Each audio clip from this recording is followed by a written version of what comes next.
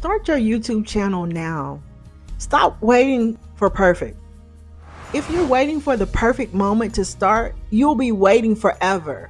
Ecclesiastes 11:4 says, "Whoever watches the wind will not plant, and whoever looks at the clouds will not reap."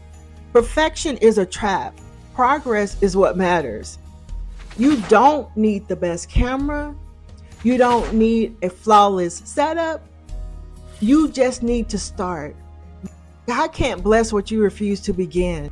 Your message, your voice, your purpose, it's time to put it out there. So hit record, share your story, grow as you go, because obedience opens doors, not overthinking. Glory to Jesus. Glory to God. Start today and let God do the rest.